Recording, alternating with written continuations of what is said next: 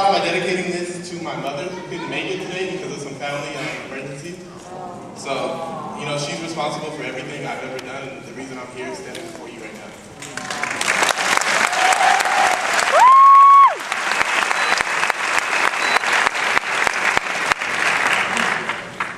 I said I would get up here mainly based off of prior features. I've done a few pieces in the past, usually wearing shirts with a few too many creases. Nonchalant is how I like to treat it. I wrote this letter in hopes I'd be in a happier place when y'all received it. If you never knew I love my people, today hold no doubt that I mean it. Last week, in the next 4 weeks, I'm in Oklahoma filling out a place. If not, I'm at my mom's crib trying to make a new space for us. Holding on to the present, trying not to backspace, you know, erase my fondest memories. But instead, I will rejoice. I'm at Black Grad, clicking save as, foundation of my future, while I drag to the folder called highlights of my life. I was never taking pride in the skill that I was given until the past week, skating by, hardly paying attention to the blessings I was living, till I get another missed call from my mom.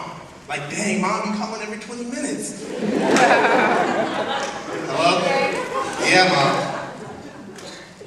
George, have you eaten? Okay, good. What are you doing? I respond slightly annoyed. Mom, what do you think I'm doing? I'm in training. I'll call you back. With that, I shouted her subtle delivery, and the big picture, the one she was figuratively framing, fell right on my shoulders. The void in my heart grew to make dark in my soul. Even though I'm the happiest person you may ever know, I'm still holding emotions I can't avoid, yet still, they show. Wait, who? Nah. Yes, George, your pop passed on Sunday. I'm thinking, shoot, no God. But believe it or not, my papa called yesterday. He wants us to stay fighting and keep faith. So good news. Good news. I had my first week of TFA. I started teaching kids in 2 more days. I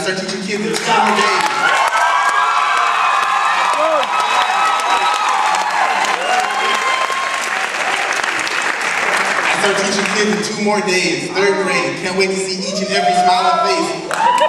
But right now, it's crunch time. It's 4th quarter. Do you hit the shot or just flop like Bosch? I know. You're more like Jordan. But please, imagine a brother at Teach for America, the only black guy in a suit, tie, and Air Jordans.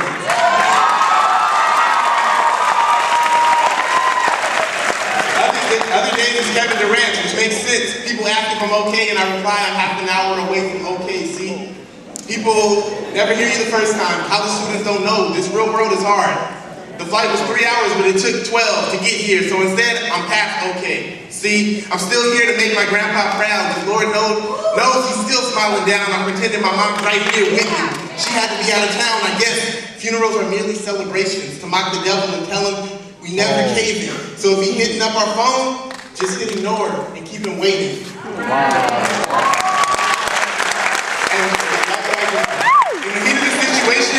We bounce back on them hills like Spurs. I said they never hear it the first time.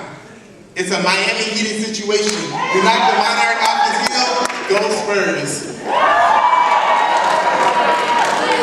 But I said this real hard. I had a taste of it, a whole week of it. Whoever thought I could teach a lick of it. With a room full of black and brown kids counting on me like a throwback Jackson 5 hit. 1, 2, 3. Now to get into the serious bit, can I ask you to respect the black saints and everyone who's ever died so we can be in this place?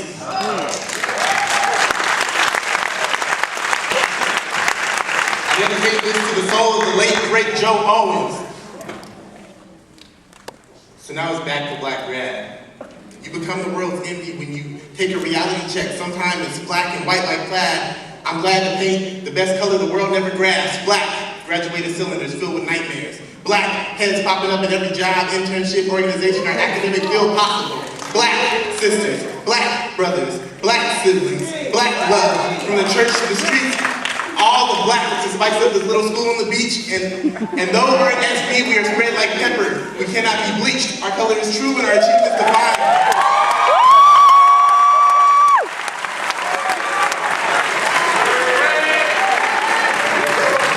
Our color is true and our achievements defined, not by forced systematic failures, but by our fighting for a system that won't sell us on the auction block. Y'all ain't hearing me, the system can't sell us. You know, jealous, the cage bird sings because it's mine, imagine sweeter things. See, we wake up and look ourselves in the eyes and realize that Ain't a man alive that can stop our rise. From here, if we ever fall, it'll be our choice, our own demise. When they say you can't get much higher, you respond, no, I refuse to go lower. No lies. They never hear it the first time. I mean it like your mom when she say, boy, if you don't stop lying on your back.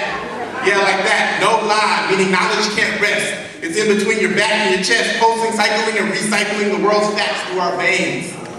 When we bleed, feel no pain, like our ancestors get by or die trying. This is Frederick Douglass with no more chain. This is Booker T and Du Bois, a diverse community who is not just one voice.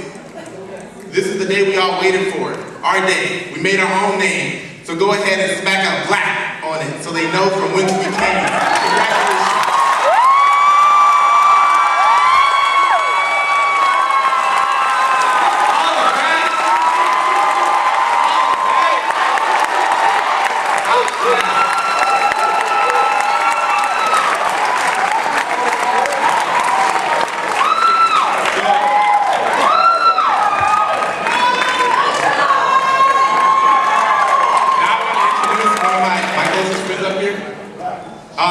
I met this guy my first year. He said he was from a little country in Africa. Back then, I didn't know much about Africa. So, you know, it's been a learning process. He's taught me so much.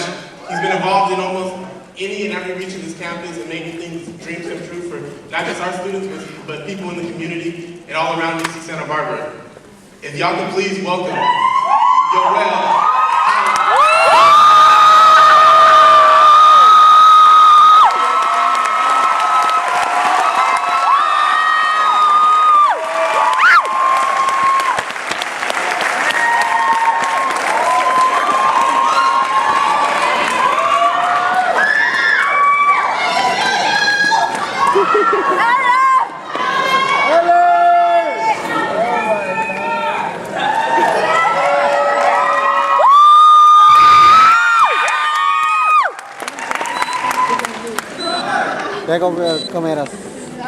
Good afternoon. Good afternoon.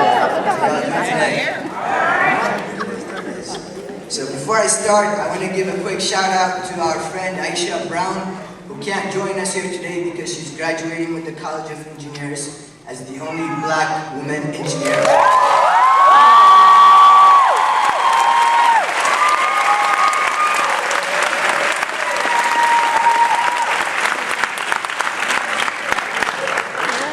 This is indeed a beautiful sight and certainly the most black people I have seen in Santa Barbara. I am honored to be in front of you today and share with you some things that I've learned over the course of my life and certainly in the last 4 years. A little background about me. As George said, my name is Yoel Yosef Haile and I'm from a small country in East Africa called Eritrea. Who may not know, the Eritrean people waged an armed struggle for their independence against colonialism from 1961 until 1999. I am from a people who fought for 30 years for their independence, dignity, and self-determination. My existence and presence on this stage today is a direct result of the blood, sweat, and tears that my people shed for me, including my own father and mother.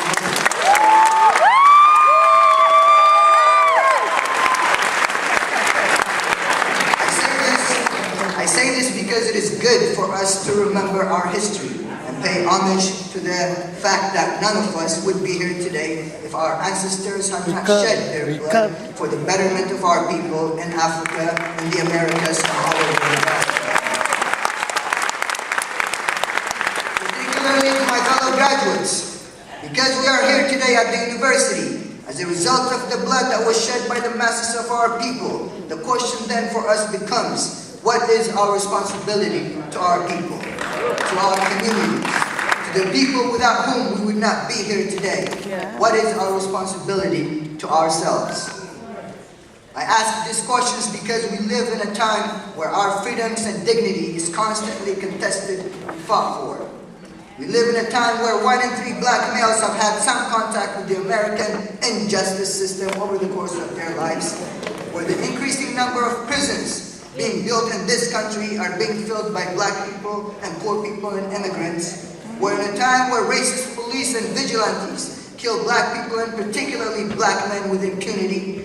where the United States government continues to wreak havoc in Somalia and Congo and continues to remain an active obstacle to peace between Eritrea and Ethiopia and continues to exploit Africa and rob us of our resources and capital.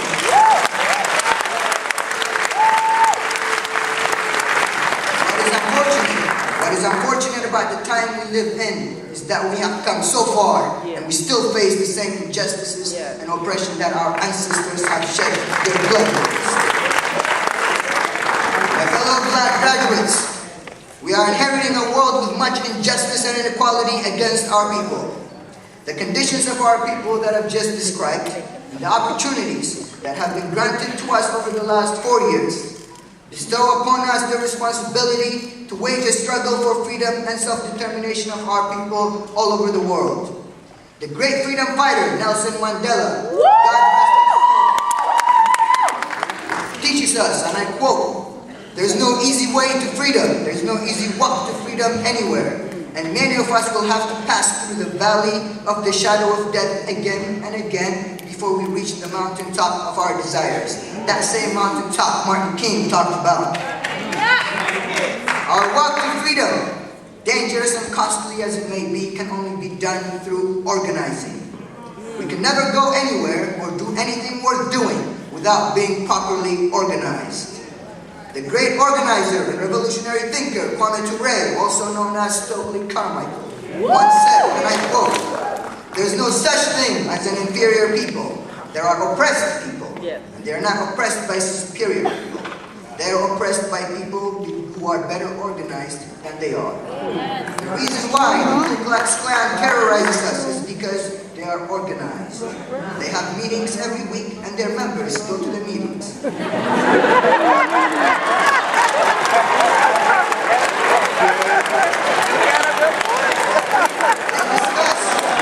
They discuss racist ideology, they internalize it, and then they mobilize it.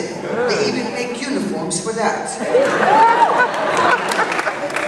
Not many of us can say we go to meetings every week for the people. End quote. As my dear friend George Jefferson always reminds me, nothing will come out of nothing. And if we don't put in the work and the time to organize for the betterment of the conditions of our people, who's going to do it for us? The enemy? No. Make no mistake. Only we can free ourselves. To all of us here, and to my fellow graduates, let me say this one more time. Because we are here today as a result of the blood of the masses of our people, if we are apathetic, and if we do not organize to better the conditions of our people, we will have betrayed the blood of the masses of our people. I urge all of us, wherever we end up in this life and whatever field we go into, we must put our time, our energy, and our skills at the service of our people. That our organizing principles must be guided by the wisdom of the great civil rights organizer Ella Baker, who tells us that strong people do not need strong leaders. Our organizing practices must also be grounded on the understanding that women must be at the top and at the heart of any and all movements that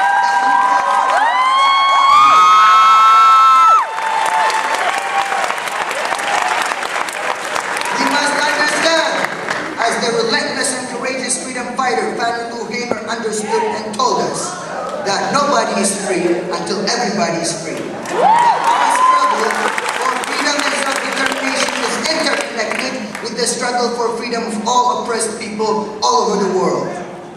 There is no better time than now to act, and as graduating seniors, we must carry the torch of freedom and justice and keep it burning with our blood, our sweat, and our tears, so that we may make this world a better place for all people to live. In closing, I want to tell you about what this particular class has achieved for our Black community here at UCSB as a direct result of our organizing and leadership. Under the fearless, brilliant, and grounded leadership of the Black Student Union co-chairs, Tysonia Teresa Tidwell, who's right there, and George Jefferson, and with the advice and support of many of our mentors, faculty, and advisors, the Black Student Union this year made a series of demands to UCSB's Chancellor Henry Yang in March of this year. As a direct result of the dedicated organizing of our coalition, led mainly by people who are graduating today, the following commitments have been made to us by Chancellor Yang. 1. We have secured over $500,000 additional and permanent funding to the Division of Student Affairs, Dr. Michael Young's office, so that they can hire 1 admissions counselor and 4 student interns, as well as implement many initiatives to recruit more Black students to the university.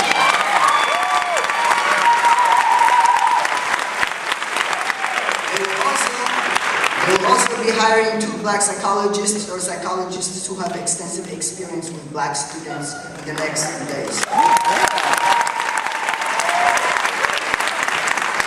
if you know any psychologists looking to move to California, please tell them to apply. And as of this past Tuesday, Chancellor Yang has committed to fundraise money to hire 4 endowed professors who are Black or who study the Black world across all academic disciplines in the next 5 years.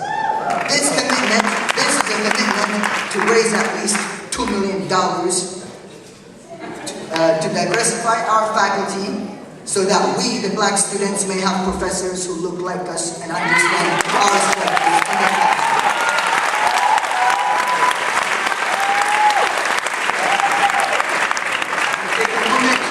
Our Chancellor, to express our deep gratitude to the Chancellor for making these serious commitments to address the needs of Black students on this campus, on whose back this university is built and maintained.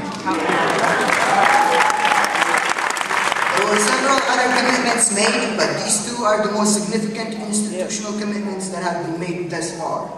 I say this not to lionize our leaders and bask in our accomplishments, but to make it clear to everyone that organizing produces tangible results, not organizing produces 0 results. I want to end by sharing with you the words of one of the most revolutionary Black women in the world, Assata Shakur. For those of you who may not know, Assata Shakur is a former Black Panther and a leader of the Black Liberation Army. The United States government attempted to assassinate her many times because she unapologetically and militantly advocated for the freedom, dignity, and self-determination of Black people across the world. She has a $2 million bounty on her head as of 3 weeks ago, by the way. She currently lives in Havana, Cuba, as a political asylee after having escaped a U.S. prison in 1979. I ask that you repeat her words with me as they are a powerful reminder of what we must do for our freedom. Please repeat after me. We have a duty to fight. We have a duty to win. We must love each other. We must protect each other. We have nothing to lose but our chains.